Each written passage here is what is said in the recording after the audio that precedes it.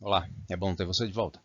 Vamos ver agora algumas decisões publicadas pelo TST na quarta semana de setembro de 2019 que nos ajudam a entender melhor o direito do trabalho e o processo de trabalho. Então, a primeira decisão que vemos, ela delimita a aplicação de uma norma coletiva na fixação do que vem a ser considerado o trabalho noturno. Trata-se dos embargos 1426.00, dígito 82 de 2009, cuja ementa traz que a cláusula coletiva que, de um lado, fixa o horário noturno, prevendo o pagamento do adicional apenas para o período compreendido entre 22 e 5 horas, e de outro, prevê o adicional noturno de 50%, ou seja, percentual superior ao mínimo estabelecido no artigo 73 caput da CLT, não se aplica para as horas prorrogadas no período diurno. Entendimento contrário implicaria a extensão da cláusula coletiva para situações nela não previstas, indevido pagamento adicional noturno sobre as horas trabalhadas após as 5 horas da manhã. Então, o que você tem é o conflito entre essa norma coletiva e um entendimento do TST que entende que o trabalho iniciado após as 22 e continuado após as 5 da manhã autoriza ou determina o pagamento do pagamento adicional noturno, mesmo para esse período que extrapola a jornada considerada como jornada de trabalho noturno urbano pela lei. Então, no caso, esse trabalho que ultrapassasse as 5 horas da manhã do dia seguinte ao início da jornada, deveria ser pago com um adicional noturno. Entretanto, nessa norma coletiva havia a especificidade de que o adicional noturno previsto foi de 50%, mas havia a previsão de que esse adicional seria pago somente no trabalho realizado entre 22 horas de um dia e as 5 do dia seguinte. Nesse caso, o que se entendeu é que, em vista dessa previsão específica que delimitava o que deveria ser considerado o período noturno, de trabalho noturno, especialmente para a aplicação desse adicional superior ao legal, se entendeu que não caberia o pagamento desse adicional no período que ultrapassasse as 5 horas da manhã do dia seguinte ao início da jornada. Nessa contingência, se excluiu esse pagamento adicional noturno sobre as horas trabalhadas após as 5 horas da manhã, em virtude desse entendimento de que se estaria dando a interpretação extensiva à cláusula coletiva em hipótese que não contemplada na sua elaboração. Nessa próxima decisão, nós vemos os limites para a concessão de tutela de urgência de natureza antecipada, notadamente quanto à possibilidade ou não de reversibilidade dos efeitos do cumprimento dessa decisão. Trata-se do recurso ordinário em matéria de segurança 1791, distrito 37, de 2017, cuja ementa diz que o ato coator que defere o pagamento de salários e consectários decorrentes do período de afastamento, compreendido entre a dispensa e a efetiva reintegração, assume contornos de definitividade antecipada no provimento final, compelindo a impetrante a pagar importância que no futuro pode não ser reavida, caso sobrevenha decisão em que seja considerada acertada a dispensa do empregado, em desconformidade explícita ao que prevê o parágrafo 3º do artigo 300 do CPC, segundo o qual a tutela de urgência de natureza antecipada não será concedida quando houver perigo de irreversibilidade dos efeitos da decisão. Então, o que você tem nesse caso é a discussão acerca da possibilidade ou não, ou a regularidade ou não, da dispensa de empregado que estava submetido a tratamento psiquiátrico para tratamento de depressão e de vícios em substâncias entorpecentes. No caso, se manteve a parte da decisão, negou-se o provimento ao recurso ordinário e mantendo-se então a decisão impugnada quanto à reintegração. A ordem de reintegração foi mantida. Entretanto, como se sugeriu nessa decisão que a dispensa eventualmente pode ser entendida como regular ou não discriminatória, se considerou que essa determinação de pagamento já imediato em sede de tutela de urgência de salários e eventuais acessórios no período compreendido entre a dispensa e a efetiva reintegração, que essa decisão teria caráter satisfativo ou definitivo, porque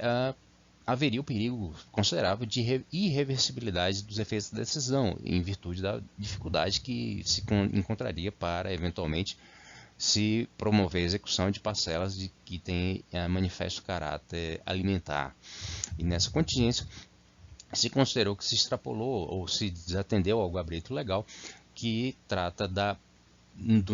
impossibilidade da concessão de tutelas de urgência de natureza antecipada quando se verificar o perigo da irreversibilidade dos efeitos da decisão, que no caso seria a impossibilidade da repetição dos valores pagos em cumprimento dessa decisão de tutela de urgência.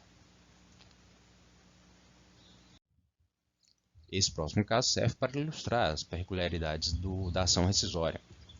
No caso, trata do recurso ordinário em ação rescisória 21.401, de 34 de 2014, cuja emenda traz. Do exame do processo matriz, verifica-se que, com quantos reclamados tenham em defesa requerido fosse observada a prescrição quinquenal, essa matéria não foi enfrentada na decisão rescindente. Diante disso, a pertinência da presente ação rescisória somente poderia ser percustrada sob o enfoque do julgamento citra petita. Todavia, os autores não indicaram como causa de pedido indicado erro em procedendo, mediante a alegação de afronta ao disposto no artigo 128 e 460 do CPC de 73. Aliás, afirmaram apenas que a não decretação de prescrição quinquenal sejou a violação dos artigos 11 da CLT e 29 da Constituição Federal, do artigo 7º da Constituição Federal. Então, o que você tem? Mais uma vez, lembrando que não é o caso especificamente de pré-questionamento, que se restringe aos recursos extraordinários, como o recurso revista, mas para que a matéria seja objeto de análise na ação rescisória, ela tem que ter sido enfrentada, a matéria de direito que vai ser objeto da ação rescisória, ela tem que ter sido enfrentada no processo original, na decisão matriz, na decisão que se pretende rescindir. No caso, o que se verificou foi que houve a alegação de prescrição da incidência da prescrição quinquenal, só que a matéria não foi objeto de exame pelo juízo originário, especialmente no julgamento de recurso ordinário. Entretanto, a alegação na ação rescisória era de que a não decretação da prescrição quinquenal ensejou a violação de dispositivos legais. Ocorre, entretanto, que a falha que se poderia aferir nesse caso foi que o julgamento citra petita, ou seja, aquém do pedido. Ou seja, a matéria que foi arguída legitimamente pelas partes não foi conhecida e sobre ela não houve pronunciamento. Então, nesse caso, o que se entendeu é que não seria viável essa ação rescisória exatamente por essa circunstância. Ela está baseada em questão jurídica que não foi objeto de exame pelo juízo originário, que prolatou a decisão que se pretende rescindir. Aqui também uma outra peculiaridade acerca da ação rescisória, mas agora na contagem do prazo, em virtude de ação promovida pelo Ministério Público do Trabalho. Trata-se do recurso ordinário em ação rescisória 5660 de 76 de 2015, cuja emenda traz que a denúncia de diversos acordos simulados promovidos pela empresa ré foi levada ao conhecimento do parquet em 2 de junho de 2013, resultando na sessão prévia instauração de inquérito civil datada de 11 de 7 de 2013, com a expedição de ofícios para a obtenção de informações junto à Secretaria da Vara do Trabalho. Por conseguinte, com a notícia de fraude recebida em 2 de julho de 2013, a presente ação rescisória apenas poderia ter sido proposta até 2 de julho de 2015. Aforada apenas em 14 de setembro de 2015, é manifesta a configuração de decadência, impondo-se a extinção do processo com resolução de mérito. Recurso ordinário provido e conhecido e processo extinto com resolução de mérito. Então, nesse caso que repetiu em várias oportunidades, e especialmente já diante do TST, houve a alegação de que determinados acordos homologados em juízo foram objeto de colusão entre as partes, foram objeto de fraude, por conta do envolvimento, eventualmente até da ausência de ciência dos próprios reclamantes de que havia essa ação, e de que havia uma reclamação trabalhista e de que houve um acordo realizado em seu nome. A peculiaridade que se examinou é de que houve uma comunicação inicial ao Ministério Público do Trabalho, que promoveu a apreciação prévia para a instauração de inquérito civil, a partir do que se considerou como a contagem do prazo para a ação rescisória, o prazo de 2 anos, o prazo decadencial de 2 anos. A discussão que havia era se seria já contado dessa data da simples ciência, da simples recepção da notícia,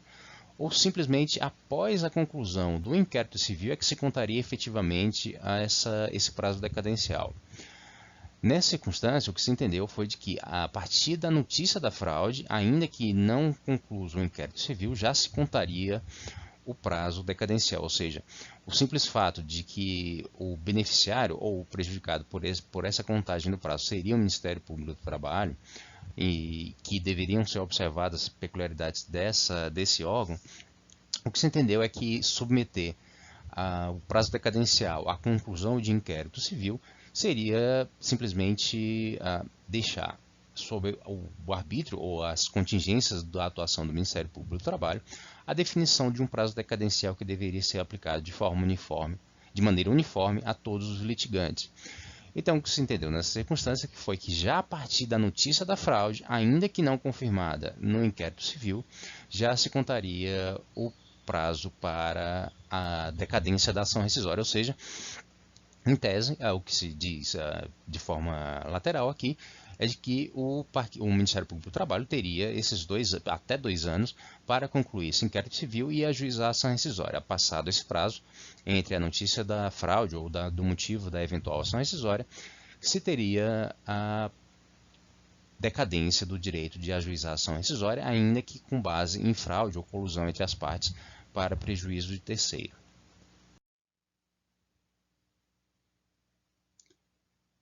E essas foram as decisões que mais nos chamaram a atenção, agora publicadas na 4ª semana de setembro de 2019 pelo TST. Se algum dos temas que surgiram nessas decisões ou algum outro lhe chama a atenção, deixe indicado nos comentários e prepararemos um vídeo próprio para tratar deles. Peço que você deixe seu like, assine o canal e divulgue esse material com outras pessoas que possam ter nele interesse. Agradeço mais uma vez a sua atenção e nos vemos no próximo vídeo. Até mais!